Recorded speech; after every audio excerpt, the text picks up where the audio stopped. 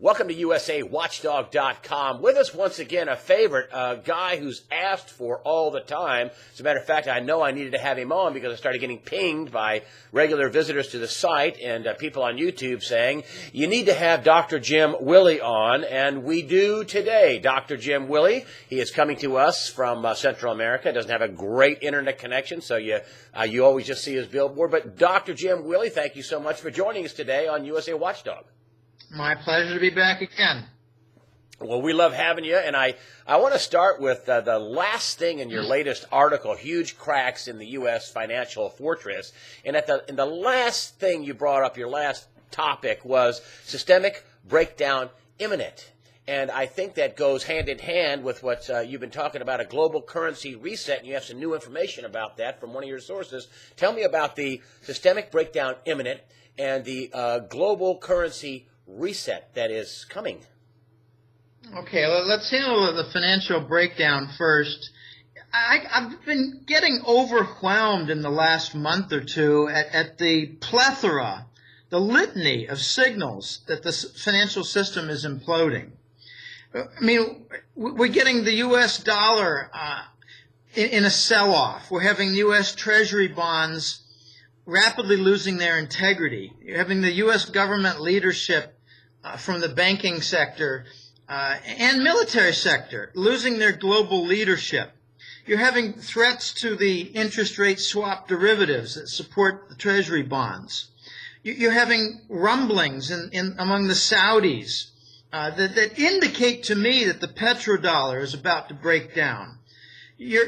What you're really seeing is a host of reasons, a host of factors that are pointing to the U.S. dollar imminently to lose its global reserve status for currencies and trading and banking, along with its integrity. The world is saying your dollar is our problem. That's the big issue. I honestly believe, Greg, that the systemic death, demise, kaput, occurred in September of 2008. The financial meltdown. Yeah, the financial meltdown, and they called it a global currency crisis. Well, why did the crisis last for 5 years? It's not a crisis. It's a death event. The U.S. dollar and its trading vehicle, the Treasury bond and Treasury bill, they're dead. And we have extraordinary tactics and processes in place to keep the system going because they don't want all the big U.S. and Western banks to die, and the Wall Street bankers don't want to lose their privilege to print money for themselves. So the military defense for the U.S. dollar is slowly being revealed vividly, and it's slipping away. I look at a very key factor being the Saudis right now. I wanted you to bring that up because some people that I have talked to have kind of sloughed that off. Like, well, they're just puffing or they're just not being really serious, and who's going to protect them?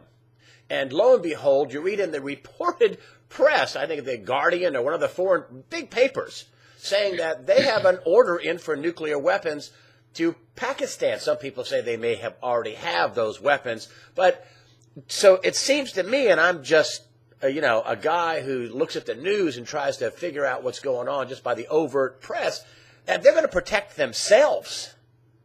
What say you? Well, I look at the press reports, and I use my general 80-20 rule. 80% of what you read about in the press is a lie. So the flip side is true on the internet. 80% of what you read is true. So you got 20% sensational on the internet, and you got only 20% truth in the mainstream press. All right, so what's the mainstream press saying when they talk about the Saudis? Well, they want to neutralize or offset the Iranian threat. I think it's a bunch of hogwash and bull cookies.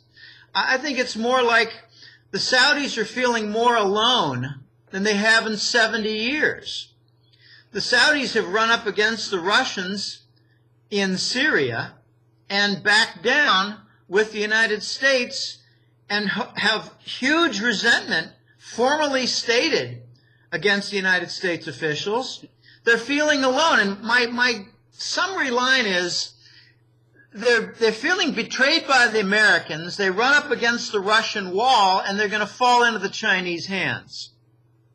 Oh, what a great, vivid picture of what's going to run up against the Russian wall and fall into the Chinese hands. They're making a big refinery there, aren't they? That's going to be online next year. The Chinese are building and basically funding a big refinery in Saudi Arabia.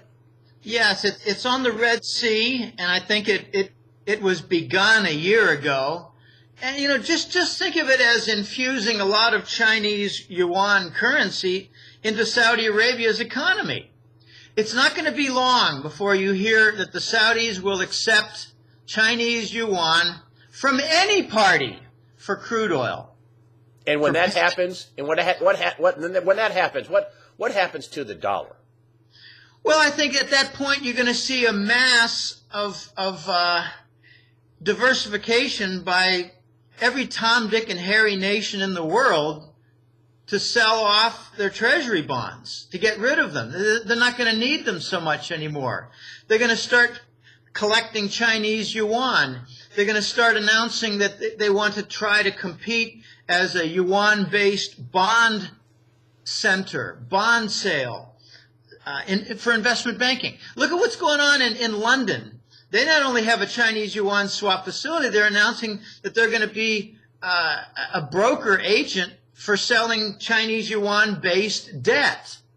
And there are a number of companies like McDonald's. McDonald's sells corporate bonds in Chinese yuan. I mean, this is not breaking new ground.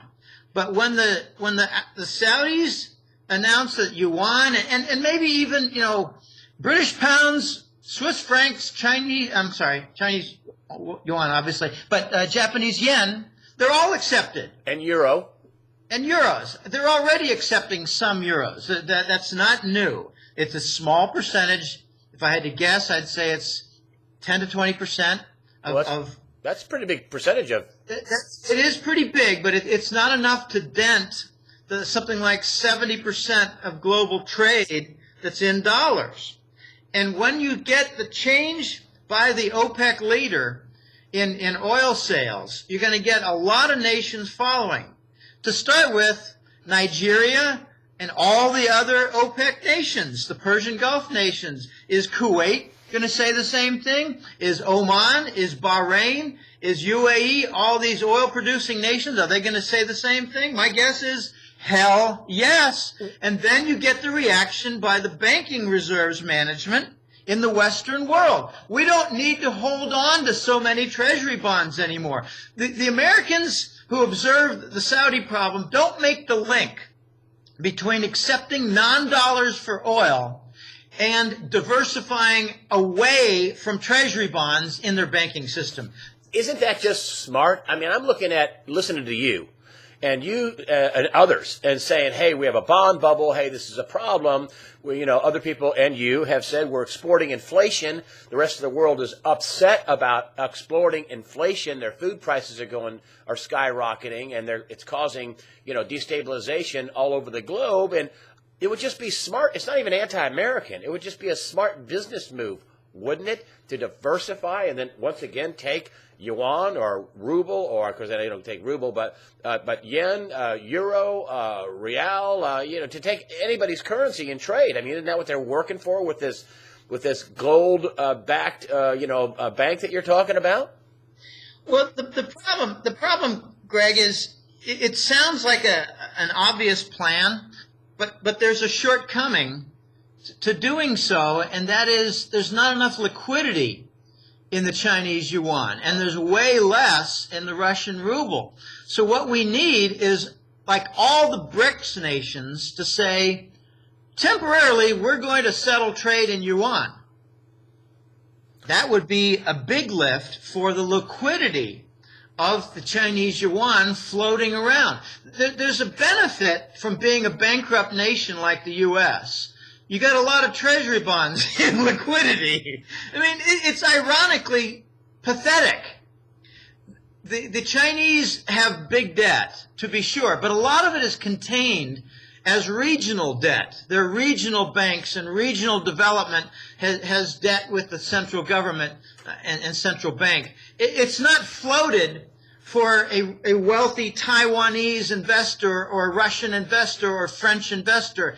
It's all kept inside China. That's slowly changing.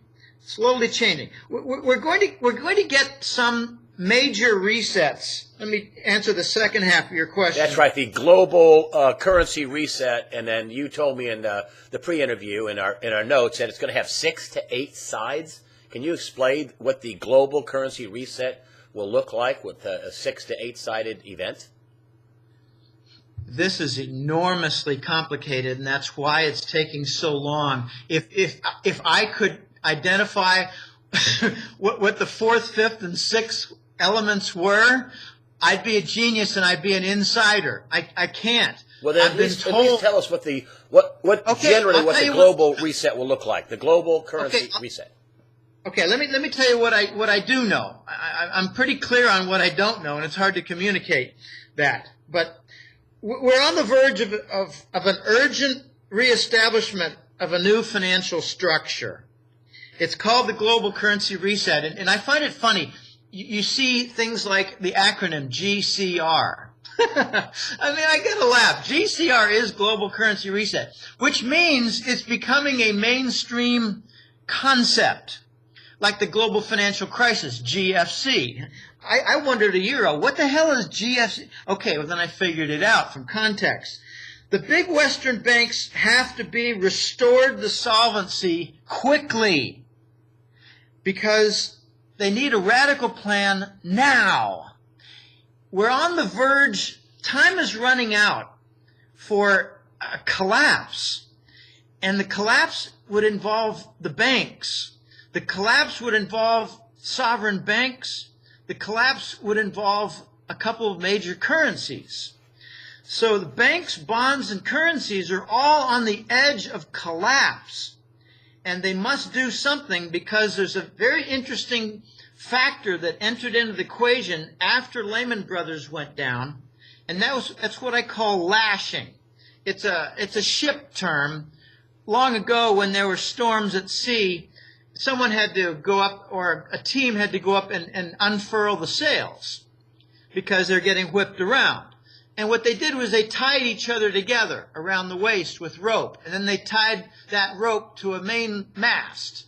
So if a guy slipped off something and fell on the deck and then went overboard, they could pull him in. Well, now you have all the major Western banks lashed together by derivatives. Notice no big major Western bank has gone down. When the first one goes down, 10 will go down in the next 2 weeks. I thought that Deutsche Bank or Barclays or Citigroup were going to go down. Citibank were going to go down. One of the three. They didn't. But Deutsche Bank is on the edge, probably in the worst condition, because they've been revealed for their derivative fraud and all kinds of accounting fraud related to it in the sale of contracts that keep the system going. All right, so what would the reset involve? The banks, the bonds, and the currencies. But a new side that I wasn't aware of was made clear to me last weekend, a week ago, 8 days ago, 9 days ago. 10 days ago. Anyway, it's a military side. It seems to me that the global currency reset is not just going to involve the financials that will have a direct effect on the economies, which are in, a deadly death spiral of extreme recession, if not depression. I don't buy for a minute the 2% growth in the U.S. GDP. That's a bunch of hogwash and bull cookies. The fourth element that seems to be involved in the reset is the military and the nuclear threat. I'm hearing that the U.S. is in negotiations at the same time for the currency reset to make agreements on who would not bomb whom. And that's very big. And I i.e. think the U.S. not bombing Iran. well, Iran's the joke that we talk about in the press. There's no Iran nuclear weapon development. It's the BS story when what Iran has been doing is selling energy, oil and gas, outside the dollar. Therefore, we don't like that. We declare them a rogue nation and tell everybody that they're a nuclear threat. Impose sanctions, swift obstructions for their banks, and put on blacklist any nations that do business with them. Why? Because Iran's selling oil and gas outside the dollar, just like Saddam Hussein. Americans need to wake the hell up. Iran is not a major threat except to the dollar. So what countries are on the chopping block that are trying to that would nuke or would get nuked? I mean, who's up for being nuked? Is the United States a possible nuclear target by Russia or China, or what are we talking about here? The United States is a target by itself. The Russians and Chinese aren't going to launch anything against the United States. It's more likely to be a rogue U.S. entity. False flag. Blamed on Iran or Russia or China or whoever the hell. Whatever the morons will lap up in the U.S. press. No, the problem is that the U.S. is at the point of desperation, along with England, that they're ready to attack anybody who gets in the way of the continuation of the dollar. Remember back in the spring of 2011, Norway was attacked. That was an attack by the British secrets, what do you call it? MI6. With the guy with the rifle, taking target practice. The lone gunman. The 85th lone gunman. How many lone gunmen do we need to see before we conclude that they are not lone gunmen? Yeah. I get tired of the moron line because I'm not a moron. But why I gave up being a moron a long time ago. What's that? Why did they attack Norway? Why was Norway targeted? Because they have an $800 billion pension fund based on North Sea oil, and they refuse to make it available to the London bankers who are in trouble. Ah. Well, tell me, so how fast could the breakdown happen? And what does it look like to the man on the street?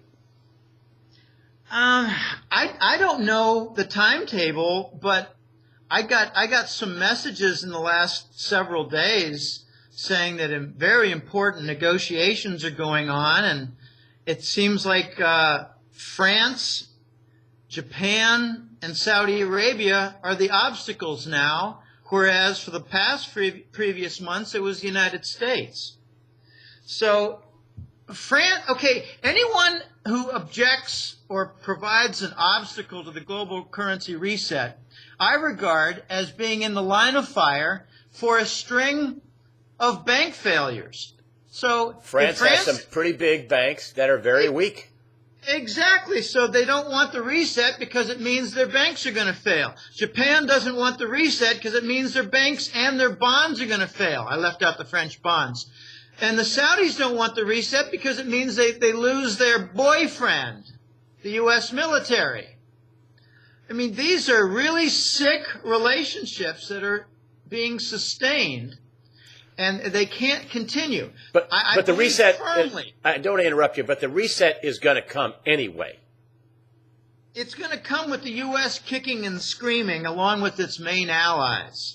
And that means that the reset will be, well, we're not going to have another world reserve currency, the yuan, to go with the dollar and to compete with the dollar. And eventually, I guess, overtake it. Something like that.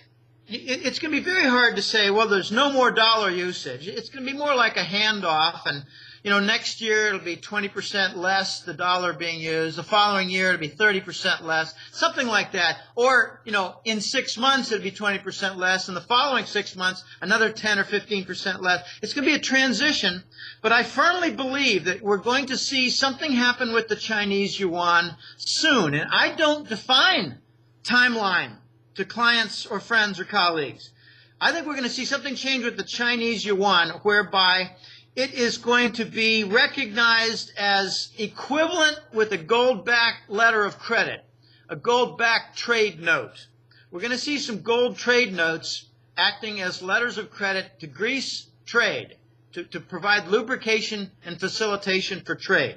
I believe the Chinese yuan is going to be something of an intermediary toward gold trade settlement. And I don't have all the details, but I do know, I've known this for 18 months. Gold trade note will be the letter of credit. And if you want to have trade between two nations, you better get your gold trade note letter of credit ready. And if you don't have sufficient gold, you can hire Turkey as an intermediary. You can hire perhaps India as a functional intermediary with Turkey. But Turkey has done this for 1,000 years. It's what Turkey does. When this reset happens, what happens to gold and the dollar? Well, I think we're going to see as part of this reset. Let me just back up a second. I will answer the question. Let me lead up to it because it's very interesting how it comes out. I got messages repeatedly from The Voice, and he's a very prominent gold trader in the world. And he's got some very incredible clients, very wealthy clients in central banks, and some of them are in the Eastern Hemisphere. He wrote me and said, we're getting incredible pressure as part of the reset to execute a 50% dollar devaluation. And I wrote back and said, well, if we got a set of floating currencies, does that mean the euro is going to go to 250 or 270? And he said, no, the euro is going to get heavily damaged too. It will probably suffer the same fate as the dollar. And I said, well, let me continue on this line of thought. The logic would then dictate that if the floating currencies are maintained, that's the big premise, then the British pounds, Swiss franc, and the Japanese yen would all go up 100%. And he said, not quite. It doesn't work that way. All right, well then what is going on? If the dollar is in a 50% devaluation, then we're going to see the gold price double overnight. Wow. That's how we bring about instant solvency for the banks. So, are the banks out there rushing to accumulate gold? I kind of doubt it on the U.S. and London side. So, therefore, the foreign nations are all for the currency reset, whereas the U.S. and London and maybe the little harlot, Paris, France, they're against it. France is a unique nation. They're a little frickin' harlot. I can't stand their government, their banking industry, and their cooperation with security agencies for the longest time. They're these pretenders to international leadership, the French being supposedly the diplomatic official language. Give me a break. I find my French, I got a junior year award in high school. I was the best out of 150 in my high school in French. Hasn't been worth a dime to me in this adult world. Now, Spanish is how you get ahead. It's also how you land the ladies. But the global currency reset is a hidden adjustment. It's like a grand project to restore in some form a quasi-gold standard. And it's going to result in a giant leap up, a quantum nonlinear leap up in the gold price in dollar terms, which you could interpret on the flip side as being a dollar devaluation in terms of the stable currency, the ultimate currency, gold bullion. Does this happen this year or 14? I don't know. Time is very difficult. I don't know how much more the U.S., French, Japanese, and Saudis are going to get in the way. Do you? I do not. So I don't know. I think that these nations are going to come kicking and screaming, and what's going to motivate them is that their banks are going to collapse anyway. And you're saying that the U.S. banks could collapse, and a currency devaluation would keep them from collapsing, a dollar devaluation overnight. I don't know that I don't know that anything is going to prevent them from collapsing because I don't know that they've accumulated much gold. All right, let's just focus on China, for instance. This is a very interesting case. The Voice said to me a message about 3 weeks ago. It was very intriguing. He said, incredibly, the Chinese have already made preparations for writing off, letting go, not redeeming, not even salvaging, just writing off $1 trillion in U.S. Treasury bond debt. And I wrote back and said, are they expecting to regain that loss in an offset with the reset on gold? And he implied that that's the correct line of thinking. And then I went to how many tons do the Chinese have, and if we double in the price or we go to 2,500, will that offset the trillion? And it looks like we need to go to about $3,000 in the gold price in order for the Chinese to offset that $1 trillion loss. Maybe they've got a little more gold bullion than I thought. It's been indicated to me that the Chinese have on the order of 10 to 15 times as much gold as their last official admission from a formal statement. I'm told that they've got on the order of 10 to 15,000 tons of gold. And, you know, I don't want to get into some of my other information because it's kind of confidential, and I like to leave some of it for the subscribers. Got it.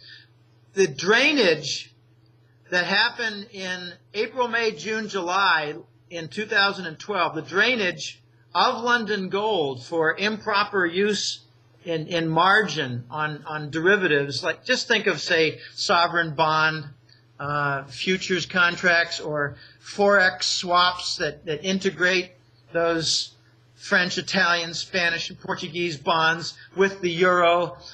There were some improper usage of Chinese gold.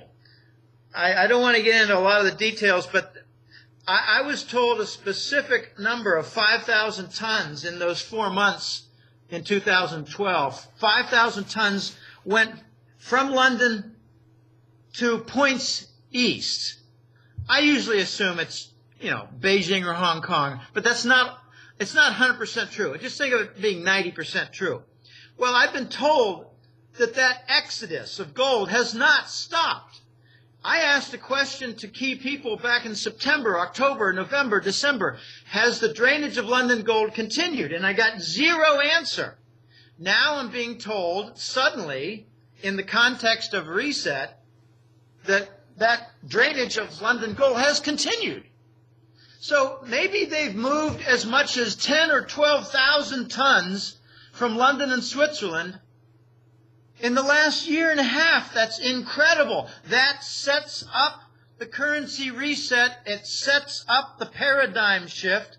I don't find much of any analysts in the gold community discussing the paradigm shift, which is part and parcel of the reset. Speaking of reset, is the United States, the dollar, are they going to willingly cut the value of the dollar in half when they realize we're not going to be the lone reserve currency, that China is going to be our competitor, and we're redeeming all these bonds, and we don't want to redeem these bonds? Could they just cut the dollar in half and say, well, we'll pay you 50 cents on the dollar for your bonds, which is a technical default, isn't it? Well, I have to ask, 50% cut relative to what? It's the same issue I brought up with the Voice. Are you going to see the euro going up to 270 on a double? Okay, now it could be that the dollar devaluation will be integrated with a treasury bond default and, what do you call it, restructuring of the debt itself. So maybe the debt will be restructured. I don't have the answers to this, but I think what you propose is possibly going to happen as part of the reset. I think what we're going to see is the dollar admitting we're no longer the global currency reserve, and then the vacuum gets filled by a combination of gold and the yuan, while the dollar gets slowly phased out in its role as the currency reserve. When I say reserve, I'm talking about bank reserves like in Belgium, bank reserves in Germany. They're not going to be treasury bonds so much anymore. which begs the question, what's Russia going to do with their $200 billion worth? They're going to convert them to gold. The Treasury bond is going to be phased out as the standard, and gold will be phased in. It's complicated. It will not happen quickly. It's going to have phases. And what happens here to the man on the street when we have this 50% decline in the value of the dollar? Do people wake up one day and go, oh my gosh, my Starbucks latte is $8.50, not $4? Well, again, Greg, I got to repeat it. It's the same issue.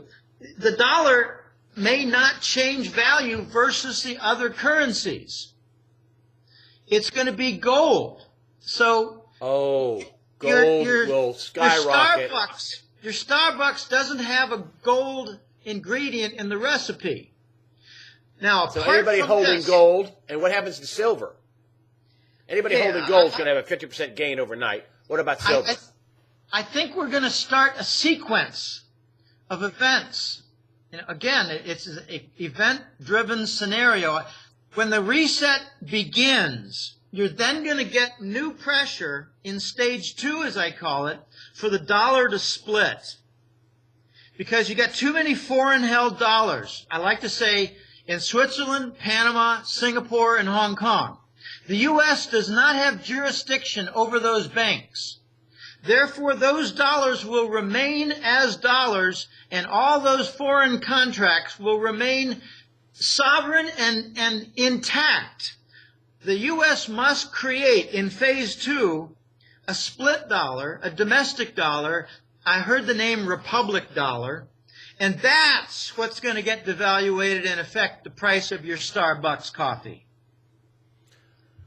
Well, so much out there. I know you wanted to bring up the Goldman Sachs and the real reason why AIG was rescued, and that is because AIG was rescued and thus Goldman Sachs was rescued. Is that it? Is Goldman Sachs out of the woods? No, they're facing imminent death.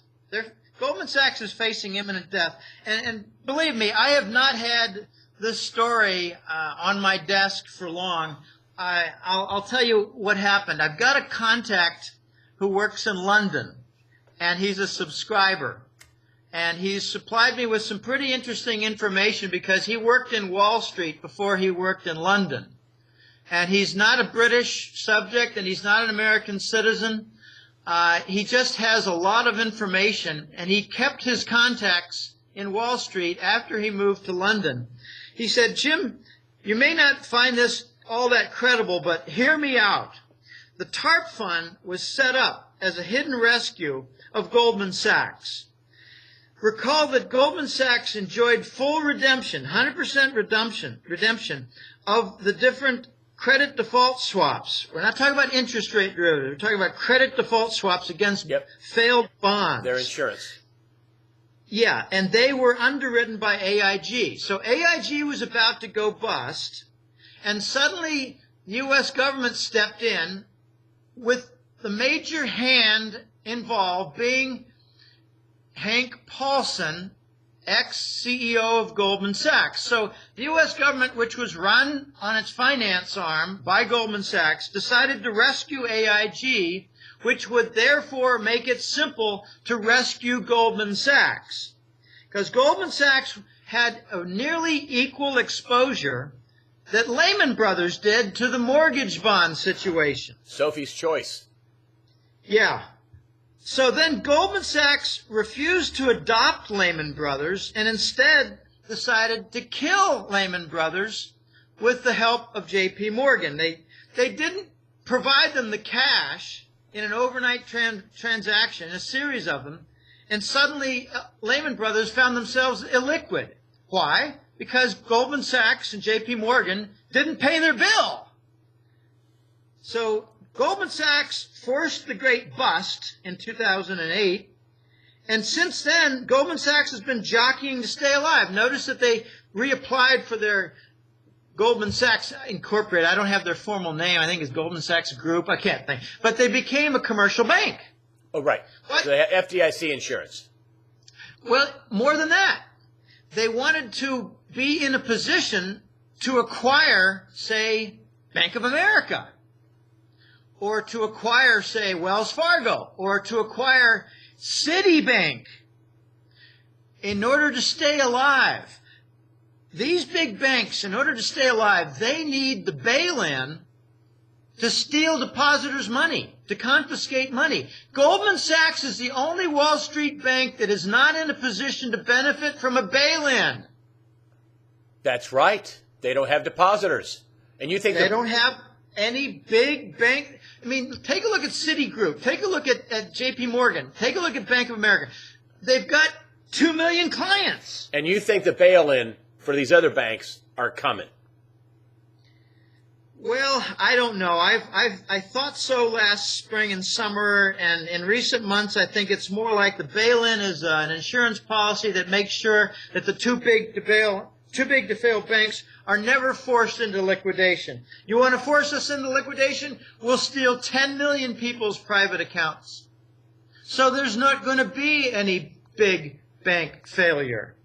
They won't fail because the nation does not want to see 10 million or 20 million or more private accounts confiscated, or just given a haircut of 30% or whatever.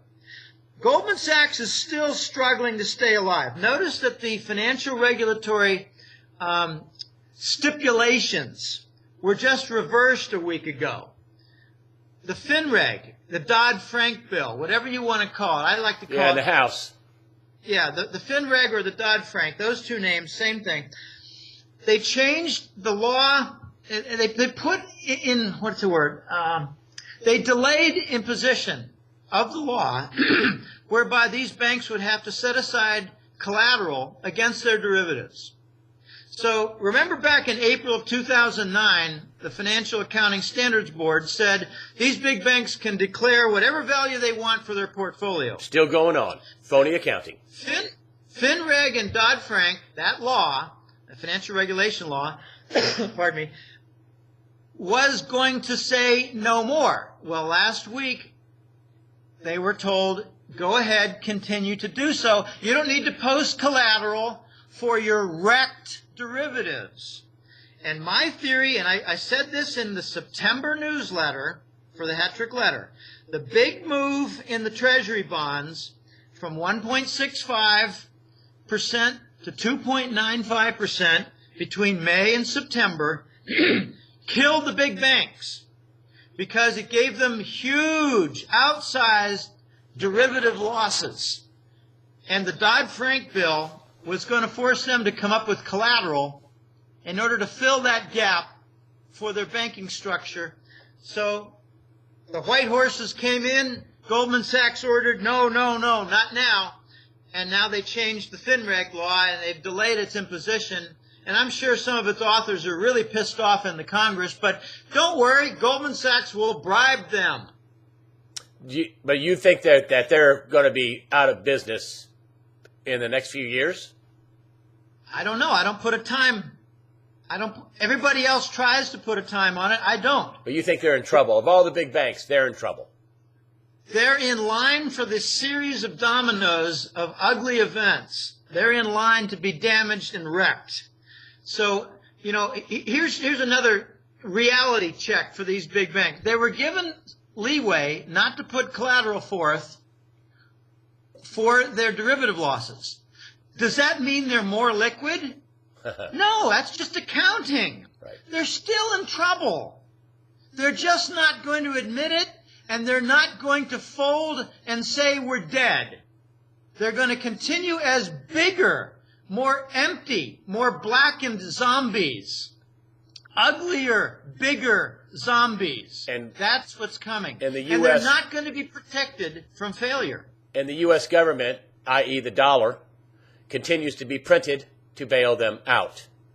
I believe that the Fed is not doing $40 billion a month in its QE. I think it's more like $200 to $400 billion a month for QE, because if you include all the derivatives, interest rate derivatives supporting the system, it's 5 times bigger than admit. That just cannot go on. In other words, $40 billion for mortgage-backed securities, up to the banks get, and 45 for the Treasury bonds. That's $85 billion. But you're saying the entire ball of wax is, $300 or $400 billion. Other people say it's much higher too. Well, yeah, I think they're on track to following what's happened with the interest rate derivatives. You cannot have a move from 1.65 to 2.95 in 4 months on the 10-year Treasury without colossal leverage damage. We're talking leverage of 50 to 1, 70 to 1. I've heard as much as 100 to 1 leverage on these interest rate derivatives. Well, Morgan Stanley, I think, stands in the line of fire because they're the chief cook and bottle washer in the interest rate derivative office. So, we got some big events happening. I think we're going to continue to see acceleration of events. I don't know when this thing is going to fall apart. I don't know when the global currency reset is going to happen. I think something's going to happen, though, pretty soon. And again, I don't put a time on it. People send me emails, well, when do you think soon is? I say, I don't know. When do you think it is? But it is going to fall apart at some point. It's going to fall apart, and it's probably going to happen something like this. A big Western bank is teetering, and suddenly a mid-sized intermediary bank, for instance, Commerce Bank. Commerce Bank is not a gigantic bank in Germany. It's a good-sized, it's not a small fry. It's a good-sized intermediate bank. Well, they might renege on a corresponding payment overnight with a major bank and start a ripple effect. So a medium-sized bank might cause a problem for a giant bank with their intermediary corresponding role. For instance, if you want to do a bank wire, a transfer from, say, Rio de Janeiro to Nicaragua, just Nicaragua, for example. Well, it's not going to go through New York. Okay? Nicaragua. It's not going to go through New York. It'll find a different intermediary, a major bank intermediary. So Rio de Janeiro to Nicaragua by way of Commerce Bank, perhaps. I don't know. I don't have all the answers, but there are lots of intermediary banks providing corresponding bank functions in the facilities. Something's going to go wrong. These guys have too many holes in the dike. They're running out of fingers. I don't make the analogy that they've only got 10 fingers. No, I think they've got 80 fingers. They always bring in some new fingers, new hands. It's new harlots, like the French. Jim Willie, you are the editor of the Hat Trick Letter. It can be found on goldenjackass.com. Again, editor of the Hat Trick Letter. That's your paid subscription base. That you can find it on goldenjackass.com. Really appreciate you coming on today and giving us a big giant snapshot of what's going on in the global financial system. Thank you, sir, very much.